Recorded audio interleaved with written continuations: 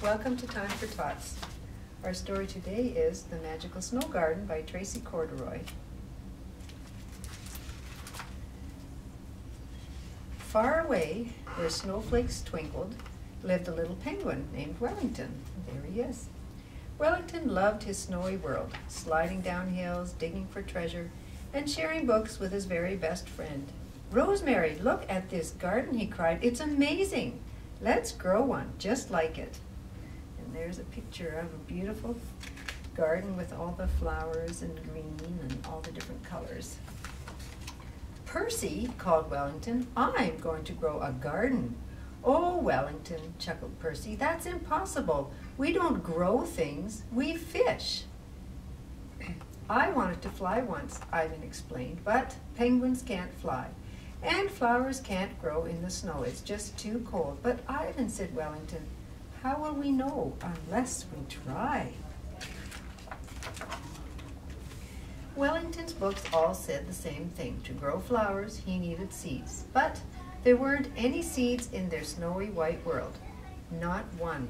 "There must be a way," Rosemary chirped as they shared a cookie. Wellington looked at the shiny blue wrapper.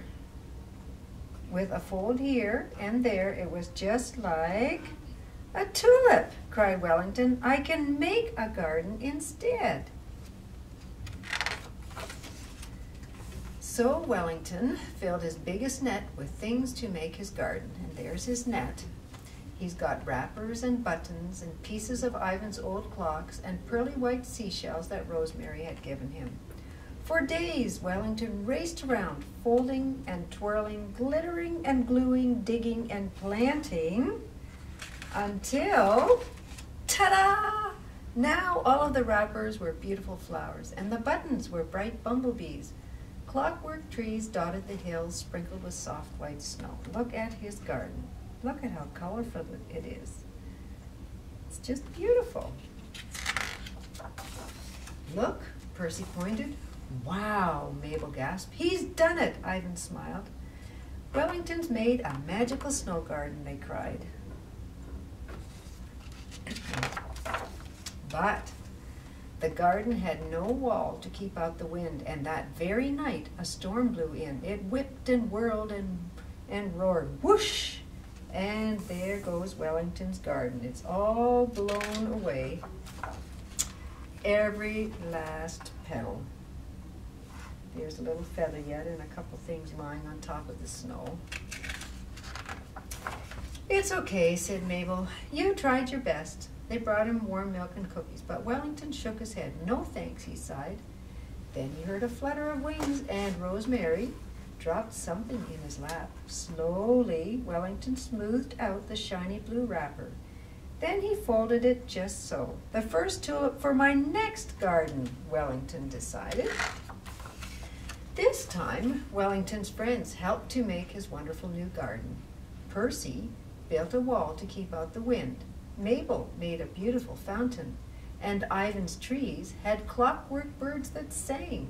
Then Rosemary flew off to tell the world about her friend's amazing garden. And the whole wide world came hurrying to see it. There were bright pink flamingos. There's a flamingo. Koalas and elephants. There's koalas on the camels.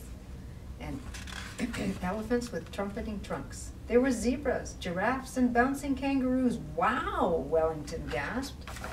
"Wellington," called Ivan, "you were right. You never know what you can do until you try." "Hooray for Wellington," everyone cheered, and his magical garden in the snow. Looks like a fair, doesn't it, with all the animals there and all the bright decorations. So I thought we might like to make our own little garden, and it's not as big as Wellington's. I started with a cup and some packing peanuts. So the packing peanuts were my snow, and I just filled the cup with packing peanuts. And then I took some straws. Guess if you want to make a flower with a bendy, you can just leave that there.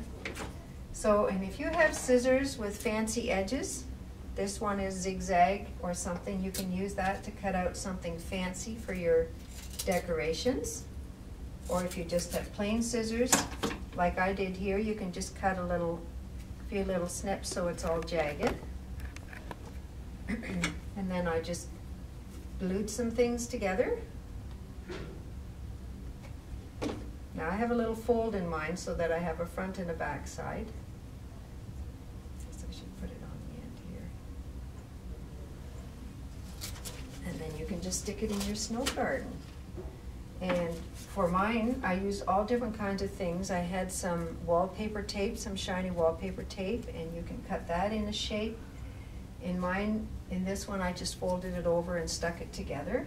If you have craft foam, I find that works nice, especially the peel and stick stuff, because you can just stick one on each side and stick them together. This one here was a little cupcake cup, and I did one for each side.